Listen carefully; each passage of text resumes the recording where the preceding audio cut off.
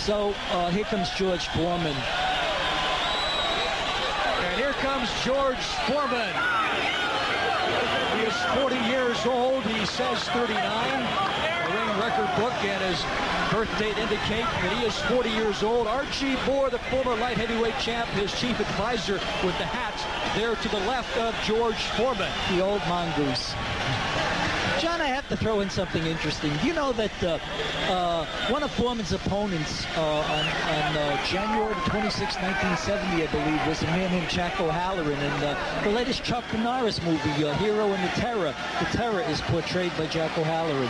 I didn't know that. Now, George Foreman is battling age, no question about it. He has a lot of friends here as he gets a standing ovation, but you look at the history of the sport, Harold Letterman and his man, Archie Moore. There you see him in the background.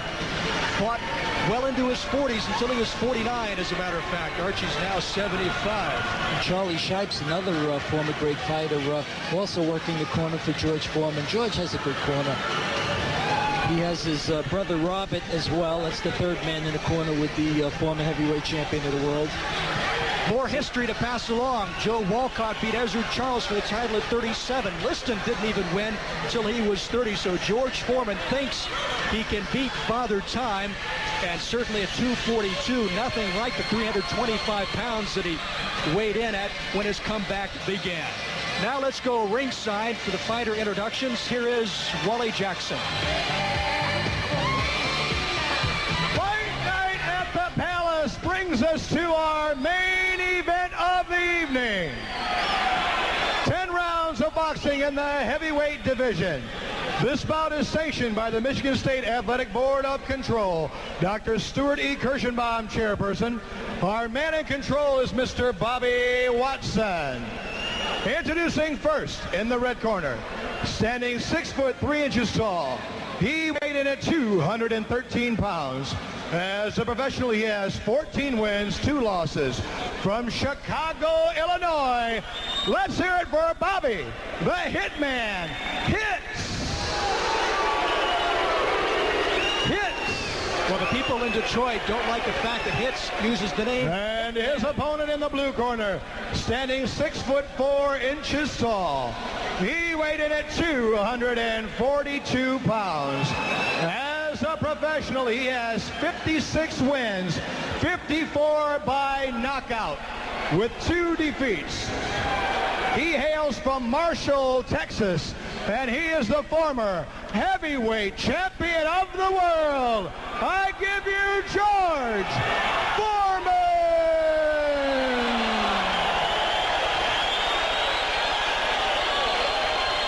This is 10 rounds. George Foreman brings back a little of the past tonight in Auburn Hills, Michigan. George Foreman fought 47 times before he was retired by Jimmy Young back in 1977, was out for 10 years, then he made his comeback last year. This is fight number 12 in the comeback trail of George Foreman. Certainly, if nothing else, John, he's been very, very active on his comeback. I mean, he fought 3 weeks ago.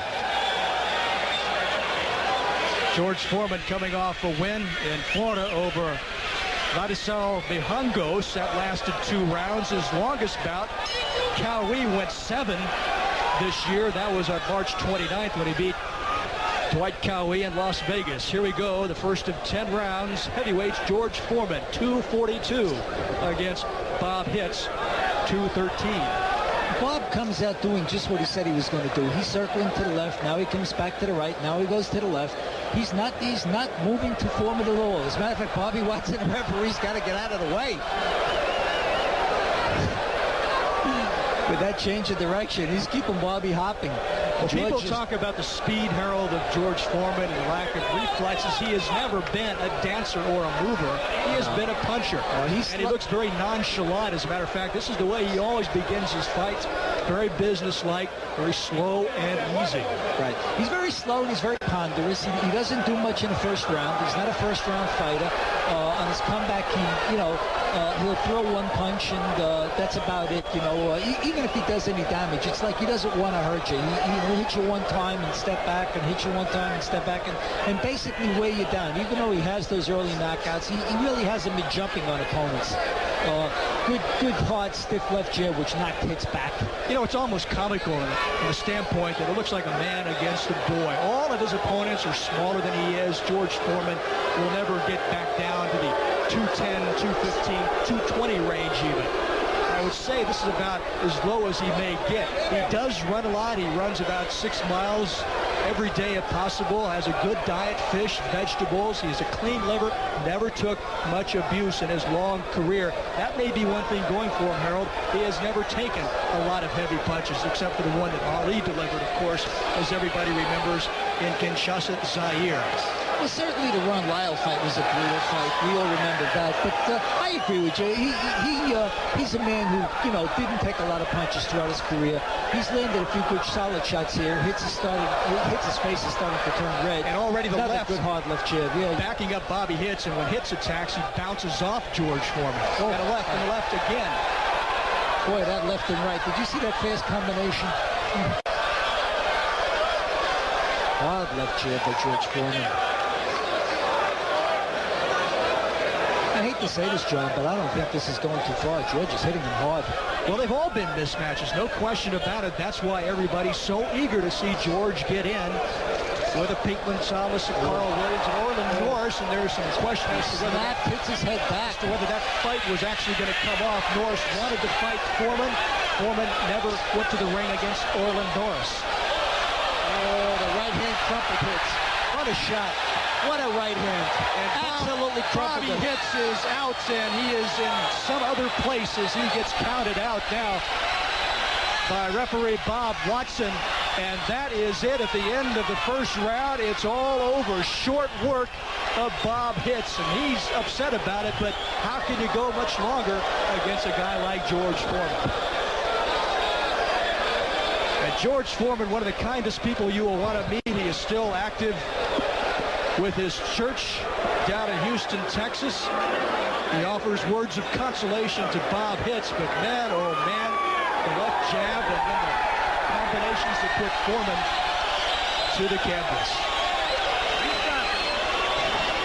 And we will try and have Harold Letterman work his way ringside to get an interview with George Foreman. First the right that almost turns the head around of Bobby Hitz, and he goes down, takes a mouthful of the blue canvas. And then later on, as time was running out in round one,